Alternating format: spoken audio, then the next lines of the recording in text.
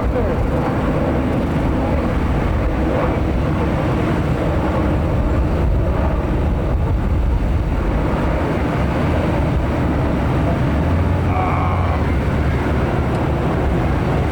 See if you can find the PIO for Humble. Tell them to come down here and go with the news video.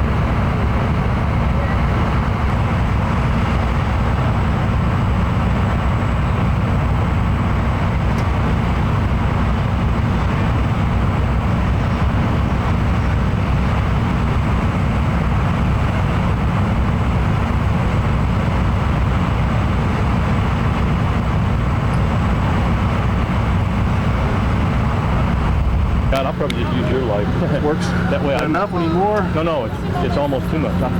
This is good. A little bit. All right, I'm rolling. Let's do it. Okay, well, hang on. It's Mike Legudis.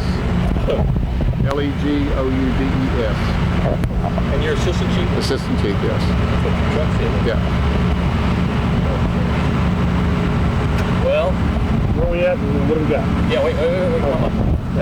Okay, well, yeah, tell us. Okay, I'm not exactly sure at this point what time the fire came in because I didn't check my watch, and our one of our Alpha Pagers systems were down, so we didn't get the time on it.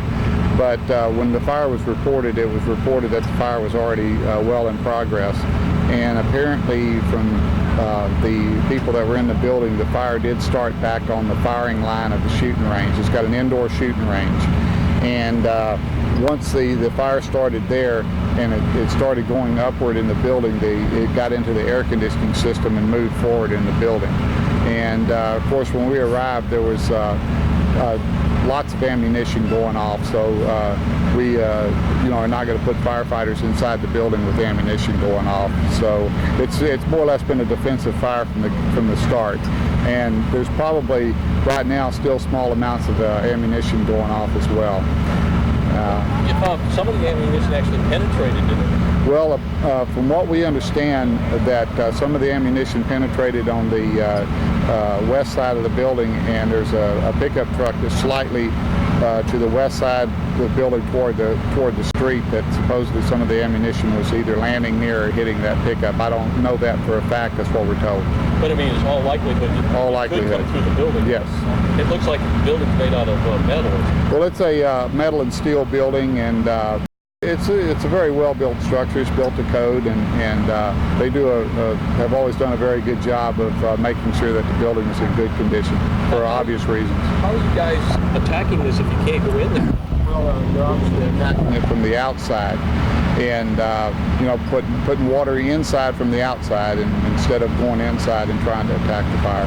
That makes it a little harder, though, doesn't it? Well, it makes it harder to get to the seat of the fire, but obviously the structure is going to suffer a heavy loss, if not total loss, and so you're eventually going to get the fire out. Was there a cadet class or something going on? So people Well, we understand that there were a number of police academy cadets, I'm supposing, that were doing some of their qualifying and so on in the building when the fire broke out, and there supposedly there were some of them back in the shooting range area. Don't know all the facts on that yet, and but all of them got out. Basically, one of them had just a slight shoulder injury, but nothing serious. But everybody else got out fine. And how does fire start on a fire? well, you're shooting ammunition, and ammunition produces a spark and produces a flame out of a barrel, and depending on, you know, if that's what caused it, it could have been something else. But in a building like that, you've obviously got a lot of ammunition, you've got gunpowder, you've got all kinds of things that will very rapidly start fire and support combustion. Have the owners told you how much ammunition or how much combustible stuff is in there? No, we don't have that information yet, but it's, you know, pretty much all gone now. So. What, did you hear it going on? Oh yes. What did it sound like? Well, it sounded like firecrackers. It sounded like just a lot of firecrackers very rapidly going off and so on. Do you have anybody injured out here? Any firefighters? No. 1960 closed both directions. Well, 1960's closed at Wilson Road, and it's closed where 1st Street intersects back to 1960, and they're detouring traffic to Old Business 1960, which is actually behind me, one street over. So, and that's pretty much a 2-lane road, and it's pretty much 2-lane on Wilson, so it's very, very heavy congestion.